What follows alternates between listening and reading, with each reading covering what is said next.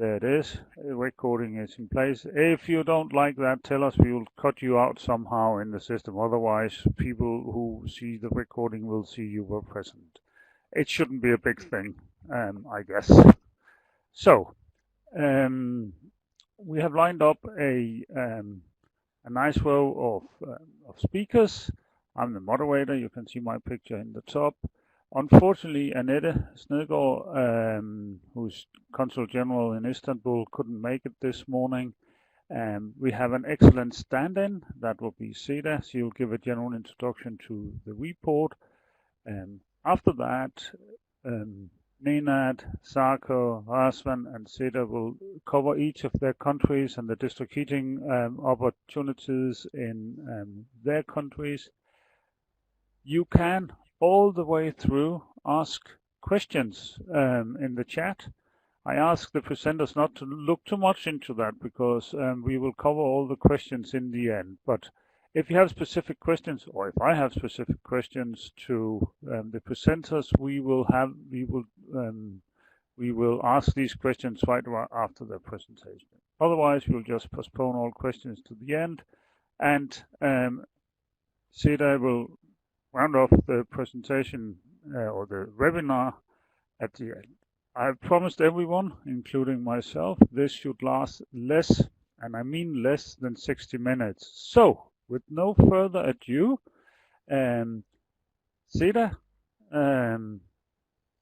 you are up, standing in for Annette. Speak up, Seda. Good morning. There it is. Good morning. Good morning. I hope everyone can hear me, yes? We can hear you just fine. Go ahead. Yes. Okay, that's great. Why this webinar and why this report?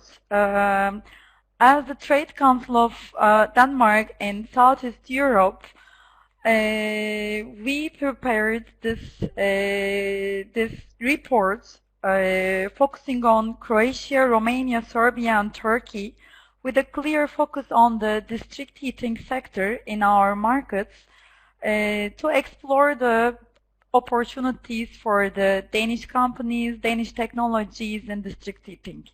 And the report has been prepared in November 2019, so it is a quite new report, and it will be shared with all the participants after this webinar.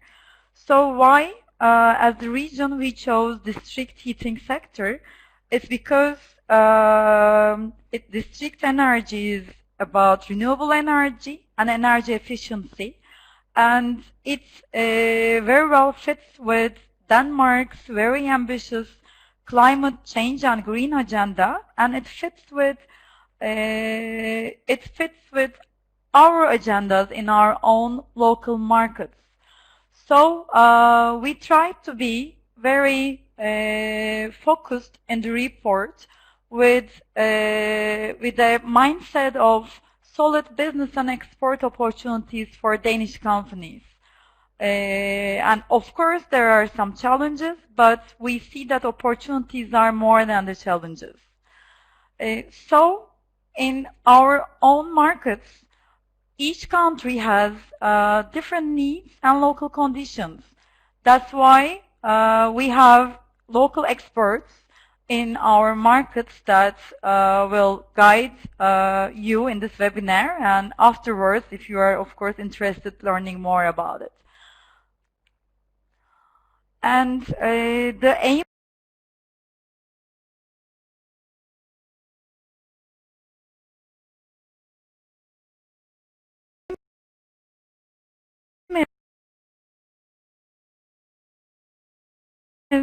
of this report is, after presenting the opportunities and stakeholders and concrete business cases, there is a high chance that we can make a strategic business alliance on district heating,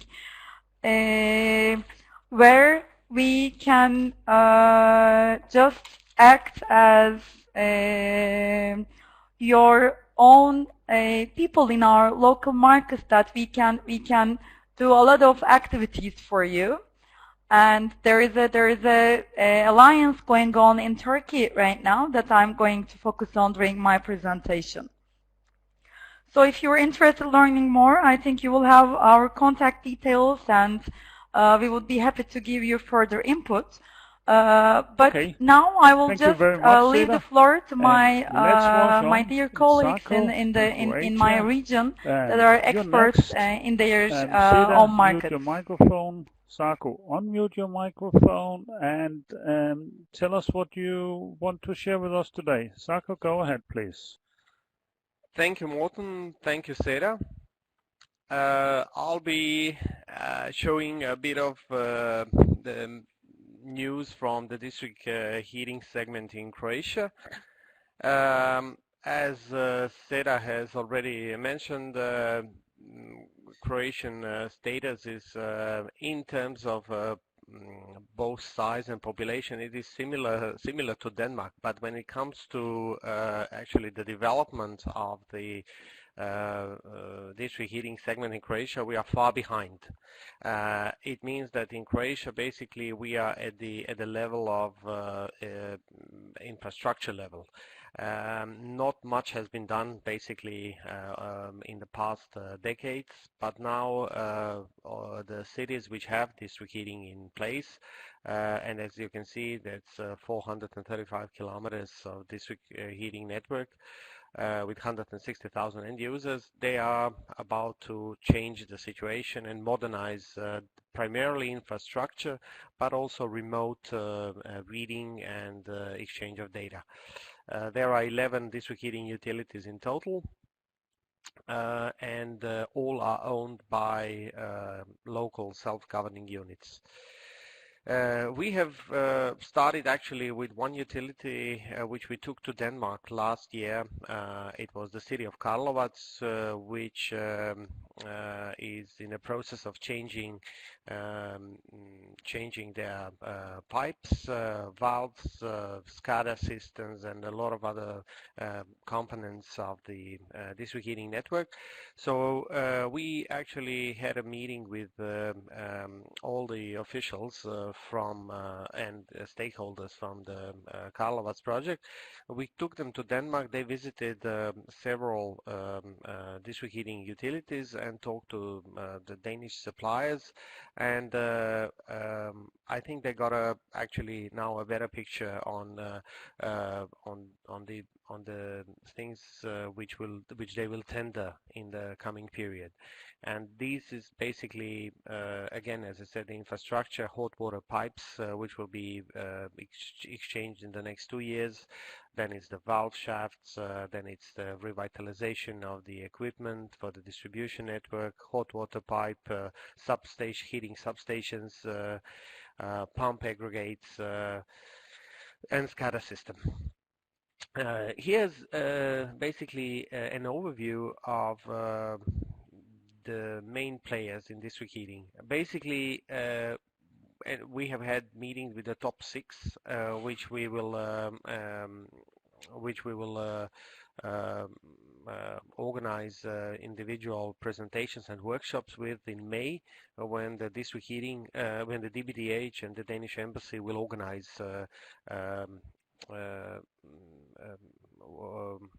kind of a meeting, conference, expert promotion, discussion on district heating in Croatia.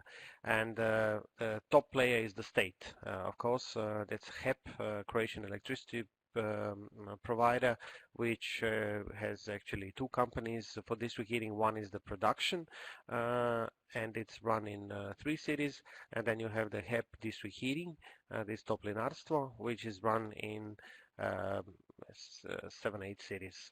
Then we will go also to Rijeka, which is the 3rd biggest city in Croatia, Karlovac, which we mentioned, and then Osijek as well, to the far east of Croatia.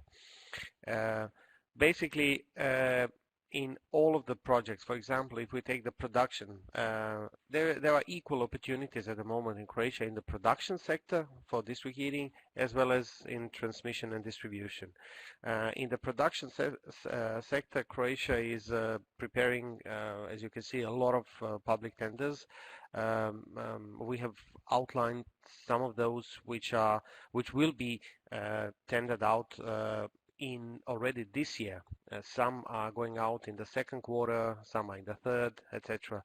But it is basically construction of boiler rooms, heat tanks, heat stations, new water pumping stations, economizer in the flue gas, and of course reconstruction of a system of processing a condensate unit. That's when it comes to district heating. Then again, it is, for example, in Osijek, exchange of hot water pipeline. They are building a big new diameter of 800 there, 4.5 kilometers long. All of the projects in Croatia, that's very important to mention, are co-financed by the EU cohesion funds. Some of the projects are starting already this year on to 2023, but the projects are going to continue even further. Danish companies that are already active in this sector, from Luxor, Danfoss, Grundfos, and the other ones, they know about this opportunity, and I think they stand a good chance to bid on these tenders, especially for the pipelines, remote monitoring system, and so on. In the city of Rijeka, we have a little bit different situation because they have 11 district heating systems which are on the distribution network, which they are looking at the moment to optimize. They would like to connect 3 district heating systems into one in the eastern part. Then in the western part, the same. And then in the southern part, they would just like to increase the efficiency of the current system and to, of course, also exchange what needs to be exchanged in the supply and return lines, which are 50 years old, etc. And I think I've reached the end. So here's the final slide, which is actually showcasing the potential for Danish companies. Primarily hot water pipes replacement, valve shafts, equipment of the supply, hot water pipe section of the heating substations, modernization of the circulation pumps, of the heating medium, and installation of the SCADA system. So that will be all from me. I think I am precise on time. Thank you very much, Sarko, being both relevant and precise. It's not every day we see that. Thank you very much. I think we will just Sarko, you might start preparing while you also listen to Osman and Nenad and Seda. I would like to ask you later, what are the energy sources used, but we can do that later. Razvan, it's your turn. Razvan is from Romania, and here you have a nice picture of Razvan, and his presentation is here. Razvan, unmute, yes please, and go ahead. Good morning everybody. My name is Razvan. I'm going to present you some information about the Romanian market. Razvan, just a second, yeah. Razvan, speak a bit louder and speak directly into your microphone. We can hear you, but it's not the best. So do that, please. Is it better now? It's better now. Okay. Speak loud. Good. Okay. So Romania is a large country and a large market with 20 million citizens. And due to the temperate continental climate, we have temperature between -20 in the winter to +40 in the summer. And this creates a large market for district heating. The sector was developed in early 50s, 60s with Russian technologies. All technologies still exist. In this moment, Romania has around 70 cities which are covered by district heating. Probably is worth mentioning that we used to have 300 and we are down to 70 because, in late 90s, after the communist collapse, a lot of district heating disappeared. It was a merge of factors, but old CHPs, low customer satisfaction, low reliability of district heating makes a lot of this district heating to disappear. In early 2000, the system starting to be revitalized. In this moment, there are 1.4 million apartments connected to district heating. This covers almost 4 million citizens. The gas is the main source of production. In the same time, coal is quite used for this.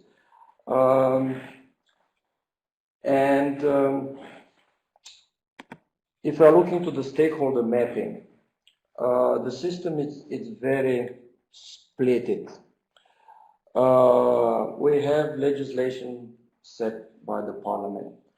We have the government who's implementing the laws. We have a national regulatory authority who is overviewing the prices. But on top of this, each city or each region is deciding how to use district heating itself. It's based on the needs and resources, and you can imagine some of the time the small cities prefer to do something else with the available funds. But in the last years, the government, also under the pressure from Brussels, from EC delegation, decided to improve the legislation. So in this moment, at least at the central level, at the government level, district heating is encouraged. The legislation is not so permitting to allow end user to disconnect to the system. And there are available EU funds in order to upgrade and to restore the system. If we consider opportunities for Danish companies in Romania in this moment, I can tell you that the system is not the newest, it's quite old. There has been no major investment in the last years, so there is a huge need for upgrading the sector. These 4 million citizens who are users of the system started to complain, started to have high demands on the district heating companies, so they need to be served. Investment means basically everything from pipes to substation, to metering, to SCADA, to software, to everything. To give you an idea about what investment means, probably Bucharest is the biggest, Bucharest is the Romanian capital. Bucharest is the largest market for district heating in Romania. Only the primary network has 500 kilometers, and this 500 kilometers of pipe needs to be really fast changed. All network in Bucharest has more than 3,000 kilometers. We are talking about huge networks and huge investments. On top of this, there are cities who are looking to expand the existing networks. There are cities who are looking to additional sources of energy for district heating, not only the traditional ones. They are looking for solar, for biogas, for heat pumps, or even for whatever new could come. On the other hand, to do business in Romania is not easy. EU tender process, it's complicated. there are a lot of local authorities involved. There are rules, regulation, tender procedure, complaints, justice system involved. So if you are interested to do business in Romania, prepare to spend some time, prepare to find a good partner here, to trust him, and to have a long-term commitment. Otherwise, it's a difficult market. So, because time is limited, if we are looking to what's happening in Romania in this moment, rebuilding the district energy system is there. There are money available, mainly EU funds, and probably the other source of investment is going to be the new EU Green Deal, which Romania will be a net contributor on this, because we are going to receive huge amount of money. If you want to, and you are interested to hear more about Romania, together with DBDH, we are planning a joint export promotion in November. So we are kindly invite you to talk to Pia in DBDH and to join our event, where you are going to meet major district heating companies in Romania and major players in the market, and you'll be able to learn more about the market. So I will stop here. If you have any questions, I'll be more than happy to answer it. Thank you very much, Razvan. It was very interesting. Actually, I worked a little bit in Romanian district heating sector some 25 years ago. Things has developed interesting, and even though also at that time business was difficult, now at least we have you sitting in the embassy to help us all out. But we'll come back to that, these solutions to how to do it. Let's fast forward. Nenad, Serbia. What is happening in Serbia in district heating, Nenad? Give us a presentation, please. Thank you very much. My presentation, third in line, it's always difficult to see if there is something new to say, but there are some specifics about district energy market in Serbia which I would like to share with you, and then we can together see what opportunities from the mentioned ones are relevant and possible to turn into business. In Serbia, we have a growing number of connections among district heating, among cities that provide district heating to their citizens, and there is a list of about 50 cities that do so in Serbia. Now, the average, on average, is about 28% of all households in these 50 cities which are connected to district heating, and the numbers are quite large in terms of cities that have 92% coverage to cities that have only 10 or 15% coverage. But the popularity of district heating has been growing, especially this year, because of the air pollution that was a high problem in Serbia, since a lot of individual, let's say, boiling rooms and individual heating components have been producing an enormous amount of CO2 and API and particles which pollute the air.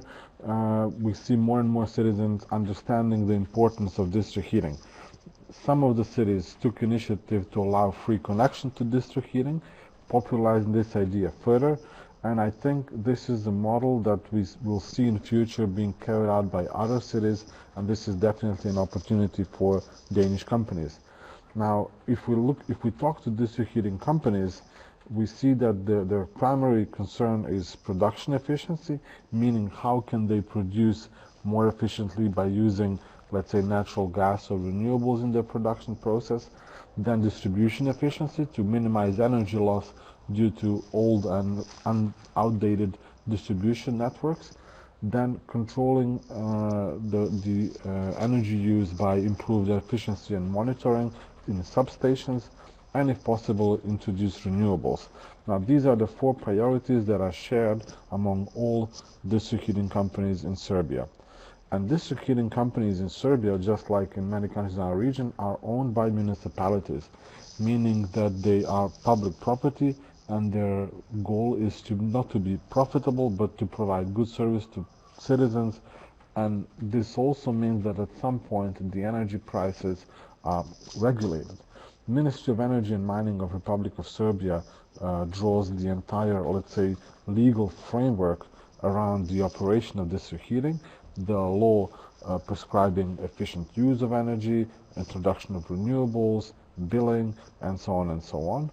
And then the district heating companies are implementing these policies on the local level. Of course, every city, since let's say 3 or 4 years ago, is obligated to have a local energy efficiency agency, which should be providing and advising on measures to improve energy efficiency in the district heating and energy operational systems on a local level. And an important player, of course, Ministry of Finance, because we're not an EU country, so we have to rely on local funding sources. But there are sources like EBRD, IFC that are quite active in financing economically feasible projects.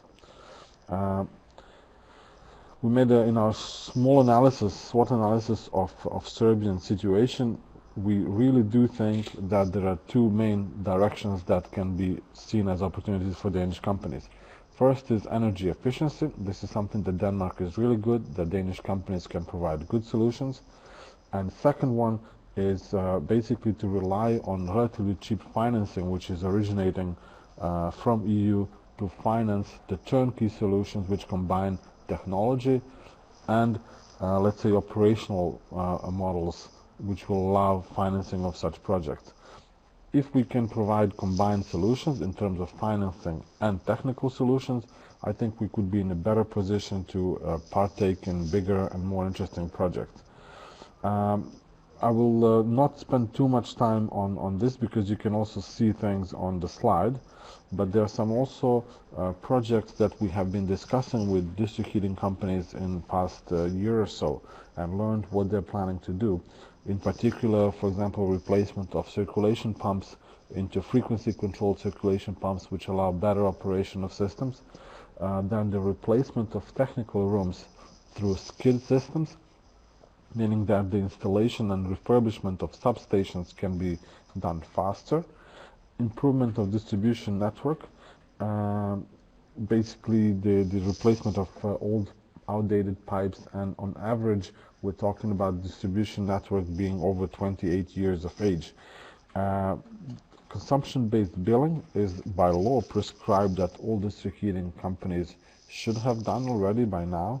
In reality, it is happening in minority of cities, especially because the end user consumption would be such that bills would be unpopular and as unpopularly high compared to the service. And I think we can look at the experience of other countries in the region, and that is, let's say, a downward curve. It should go that way. Last but not least, there are different financing opportunities available through EBRD. IFC, as I already mentioned, is a very active players on district heating market, looking for good projects that they can finance. So basically, we are in a very close relationship with the city of Šabac. It is in western Serbia. It's one of the cities that have offered free connection to district heating to new connections. They have also implemented programs to do renovation of facades and thermal enveloping of buildings and change of thermostatic valves in the buildings in order to, let's say, make the bills even more attractive to households. And they are a reliable and good partner with whom we can discuss various things. Their projects which are in the pipeline are installation of heat pumps in order to, let's say, spend as little gas as they can. They're part of a country that has very high level of underground water, which provides good basis for operation of heat pumps. And of course, then there's all kind of mechanism to allow for continuous retrofitting and installation upgrade. They're also thinking about solar energy, not so much for heat, but for PV in order to pay for functioning of the circulation pumps and the other equipment. And what is something that they very rarely we see thinking, that they think about district cooling and hot water. We see that lot of district heating companies, actually all of them, they're not thinking about district cooling, even though the climate is changing in a way that the cooling demand is pretty much as the same as heating demand. And hot domestic water is also provided in maybe less than 10% of district heating companies through to households. So if we talk about Shabbats, this is something that we can directly discuss with the district heating operator, with the city, and the doors are open for Danish companies there. So we're looking forward to seeing, apart from Danfoss, who is already on board with the project that they're doing with the city, who else can we get on board in this case. I thank you for your time. I'm sorry if I took too much of the time, and I'm passing on my passing on the floor further. Thank you. Well, Nedad, thank you very much. If you were over time, it does not matter because you were really relevant and interesting to listen to. Seda, you're the last in the row. Last but not less important. Let's understand what is happening in Turkey. And while you get ready, all you participants, Dina, Annette, Riaki, and so on, Bent, prepare some questions. We will soon have a chat coming up. So go ahead, Seda, let's understand what's happening in Turkey. Hello again. So Turkey, almost 84 million population, average age of 31, and among the top 20 largest economies of the world, located in a very exciting neighborhood. Focusing on the district heating market, currently only 1% of heating comes from district heating in Turkey among millions of building stocks. And the market is dominated by natural gas boilers that we are using individually in our houses. But at the same time, starting from 1980s, we see 17 district heating utilities in Turkey, serving almost 200,000 households. And these are mainly in the western coast of Turkey, and geothermal is the main source for that. Actually, Turkey, in terms of geothermal sources, is number 7 in the world, so we are quite rich in terms of geothermal sources. So it's logical that the district heating systems in Turkey is using geothermal energy, and 90% of these sources are suitable for direct applications like heating, thermal tourism, industrial usage, and 10% is suitable for generation of electricity. And this slide, this picture is directly from a power plant powered by lignite coal, located in, again, western coast of Turkey in Soma Manisa area. And I wanted to put this picture because it has a great story to tell. This is a lignite coal powered plant, thermal power plant, which one of the turbines in this plant is equipped with district heating investments, and Danfoss products actually are used for that. And right now almost 12,000 houses are benefiting from district heating in the neighborhood. And new investments are on the way to reach 40,000 households. So this is just one example of several in Turkey that not only geothermal can be used as a source for district heating, but there is a huge potential in cogeneration systems that almost like million households equivalent can be heated by excess heat. And this is a potential area that we want to exploit further. But just coming back to the previous slide, there is also like Izmir geothermal energy is the biggest in Turkey, in the biggest district heating utility, serving to 120,000 households. And there are just 16 others located in Turkey. But right now in these district heating utilities, some of them like Izmir, Dikili, Simav, they are thinking about new investments. Whereas as the Trade Council Turkey, we are also trying to exploit the opportunities for excess heat in thermal power plants. And just why district heating in Turkey? Because Turkey is a huge market with more than 75% urbanization rates, and lots of urban migration and fast population growth, and power consumption growth is almost 5% and is expected to be like that in the next 10 years. And we are very much dependent on imported fossil fuels, more than 75% dependence. And this is mainly from Russia and Iran and neighboring countries. So there is huge awareness on using local energy sources, using renewable energy. And I think due to what we did in the last couple of years and due to the awareness that we created in the government authorities, district heating is a local energy source, and there is huge awareness about that in Turkey right now among the stakeholders.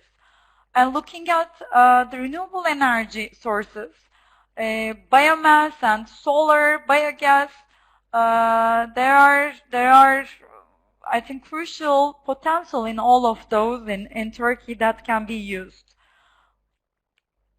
And coming to some real projects, Trade Council Turkey and the Embassy in Ankara, we are in very close contact with the Mass Housing Development Administration of Turkey, TOKİ, and they are building thousands of houses each year. And in TOKİ's investment plan for 2019 and onwards, they also want to do some reference district heating projects.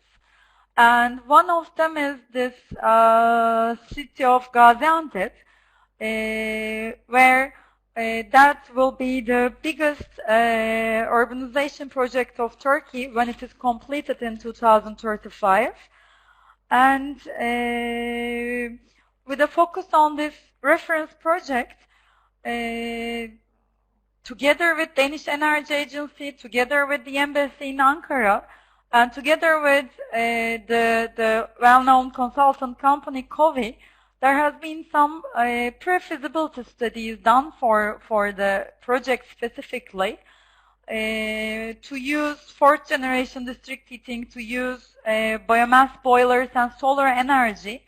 And our contacts are just continuing for pushing the district heating for the project. Another thing that I want to underline is this government-to-government cooperation between Turkey and Denmark. When I say government-to-government cooperation, it is between the Danish Energy Agency and Turkish Ministry of Energy and Natural Resources. And it started in 2017, and it has some concrete action plans and targets. And in the last 2 years, Turkey has drafted the first ever Heat Supply Act of Turkey, which is taken which is taken as a reference from the Danish Heat Supply Act, with the help of the Danish Energy Agency consultants and experts. Of course, when this draft act to be adopted in 2020, hopefully, there will be it will be localized according to the local conditions. But again, there is huge Danish impact and Danish reference in the act. And as another concrete action of this strategic sector cooperation, and heat mapping of Turkey has been prepared by COVI, and this heat mapping is just completed a couple of months ago, and it shows it shows the potential areas in Turkey in terms of excess heat, in terms of using district heating. So it's also an important tool that we can exploit more in the later stages. And so focusing again on this government-to-government cooperation, the second phase of this cooperation is to be signed in a couple of weeks' time, and it will be focusing on secondary legislation on district heating. And another concrete target is the establishment of Turkish District Heating Association, again with the help of Danish Energy Agency. So why it is important for Danish companies and Danish technologies? Because this strategic sector cooperation is like creating an open door for Danish technologies and Danish technologies and products. In terms of the key players, because of our own network as a TC Turkey and because of the strategic sector cooperation, we have ongoing and constant relations with all the key players in the market that you can just read through. And we just continue this relationship for the sake of the Danish technologies and, of course, for the sake of development of the district heating market in Turkey, which will just benefit the Turkish economy a lot. So we do have already established a district heating business alliance with the companies of Aalborg Energy Technique, Danfoss, Grundfos, and Logstor. And of course, finance is the key in many markets, and as a market like ours, and EKF and IFU, Investment Fund for Developing Countries, are backing up us in the projects that we are following up. And potential for Danish companies. So in Turkey, there is this renovation of some of the existing projects, like I mentioned before, like Simav and Dikili. And also, there are these projects that we are following up very intensely, like Gaziantep Kuzeyşehir project, and we have just visited the city of Bursa, where there is a potential for biomass-powered plant that can be connected to district heating. And of course, we will also follow up the potential projects that will be as a result of the strategic sector cooperation project between Turkey and Denmark. So I think this is it for now.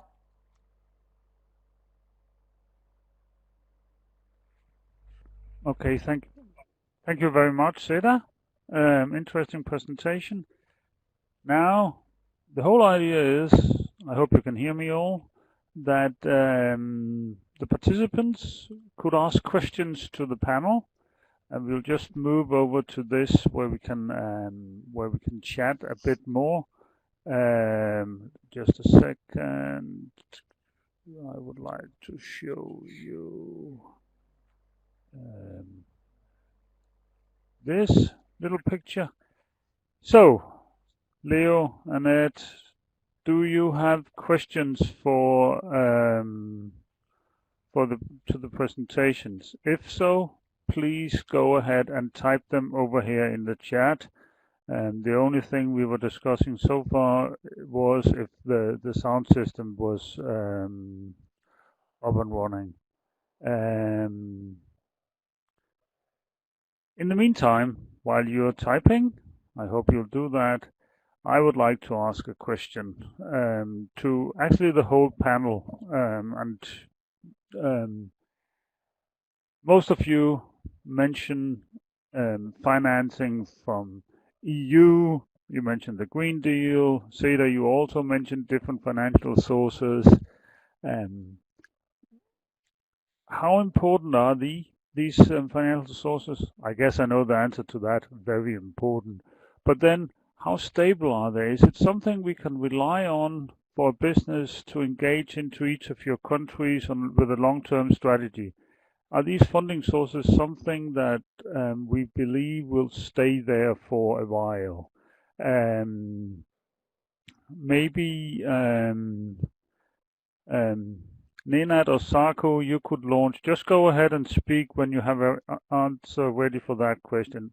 How reliable are these sources? If you allow me to be quicker than Jacques, which is rarely an opportunity because he's much more experienced colleague. But when we talk about financing opportunities for countries in EU, it's a totally different ballgame. In countries outside of EU, we have to look for financial feasibility, long-term feasibility of the projects, which are then assessed on pretty much commercial terms at softer rates, I would say. Banks and institutions like EBRD or World Bank's IFC and EIB are definitely around to stay. But what they're looking for is also securities for their investments. So what can be offered in terms of local legislation, local municipalities, local governments, what kind of guarantees they can offer. And this is where I mentioned EKF kicks in, because together with other financial institutions, we can come up with collateralized financial products that can make long-term investments viable. At our energy prices, this means that we're talking about credit terms of 10 to 15 years. Unlike in Denmark, at least in Serbia, we do not have financial instruments which are commercially available to support you in, let's say, 30-year operation of your, let's say, cogeneration plant or something like that. So we need to find a soft spot, but luckily we have instruments that when we sit together with different stakeholders, we can come up to a financially viable solution. I'm confident about that.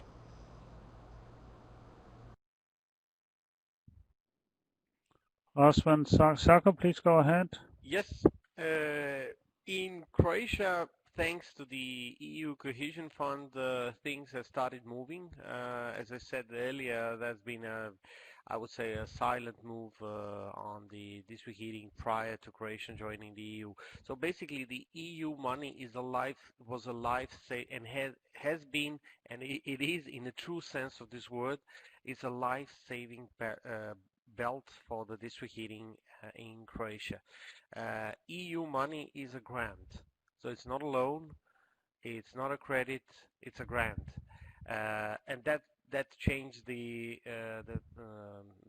perspectives on district heating. Now all of a sudden everything is possible because the state, together with the local municipalities which are owning the district heating plants, they can afford actually to finance anything, because what they need to chip in is usually less than 30% of the total investment, which is then split usually 50-50 in between the state and the local self-governing unit. So I think district heating will continue modernizing itself.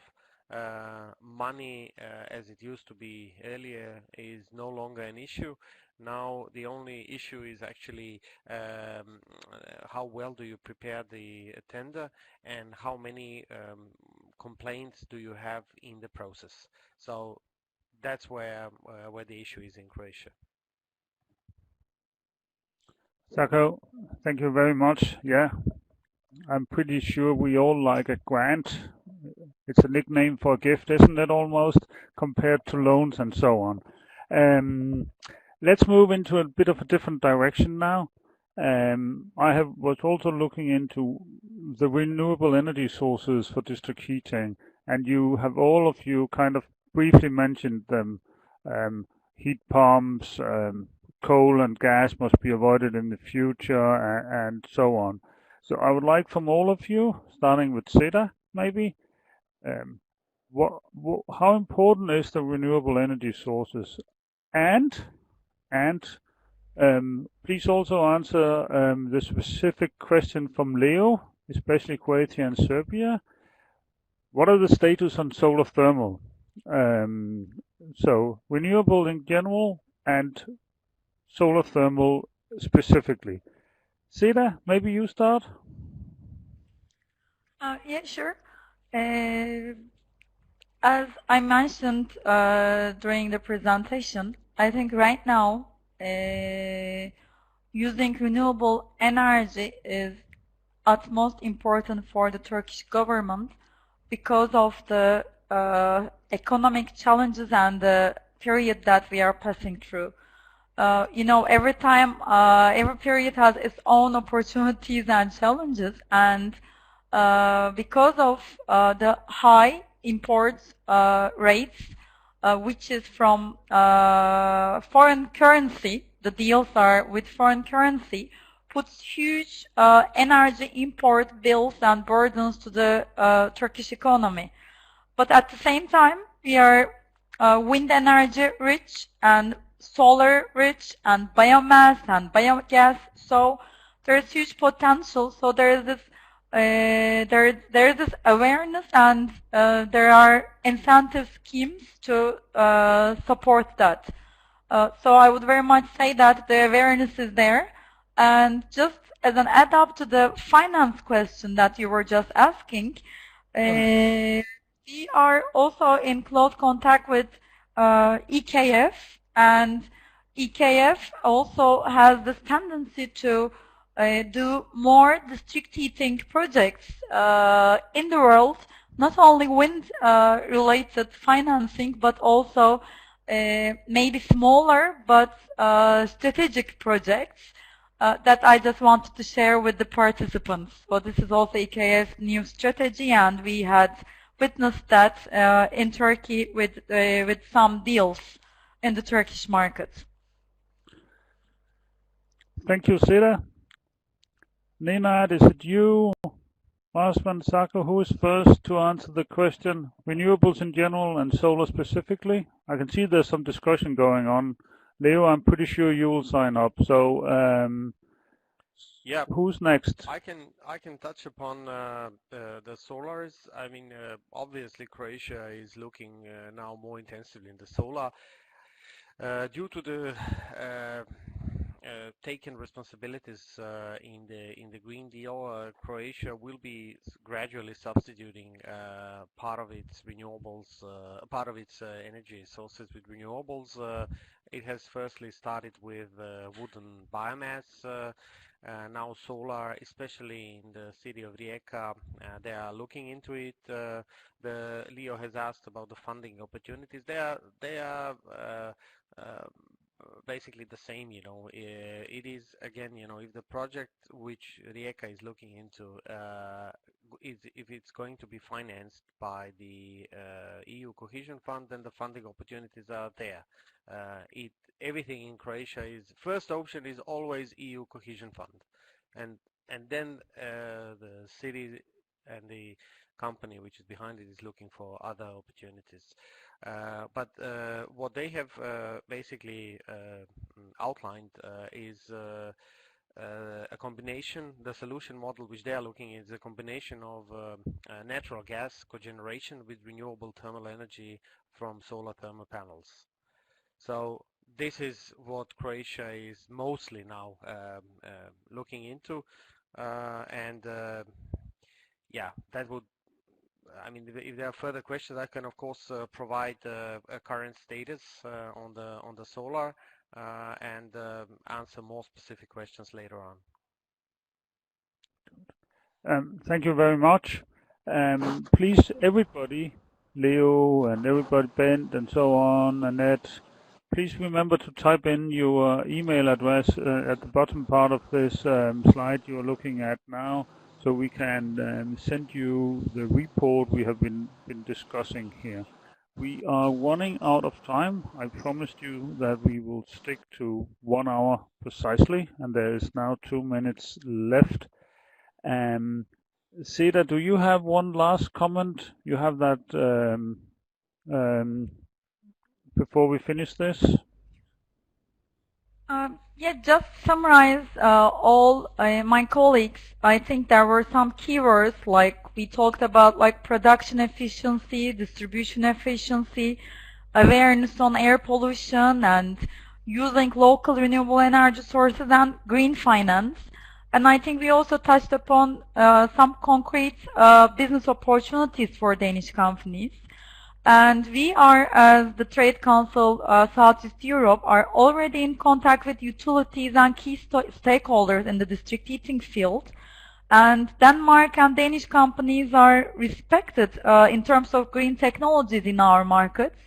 So all the participants and more, I mean DVDH members, if you are interested to learn more and build up an alliance and just benefit from our assistance, you know where to contact and who to contact. Thank you so much.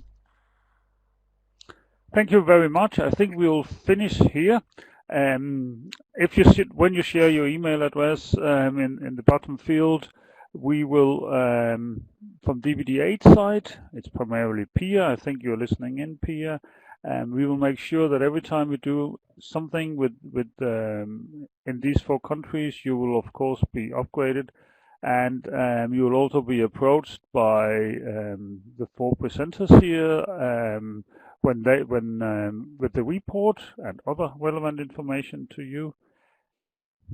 Now it's simply saying thank you for participating. It has been a great insight for me also to learn more about what is going on with district heating in your area, and thank you to the participants who spent time listening in here. And I think we will stay on for 2 or 3 minutes if there are if there's a few questions. Otherwise, I will mute everyone, and I'll finish the recording. We will also share the recording with you when we have edited it a little bit. So, thank you everyone. Hope to talk soon.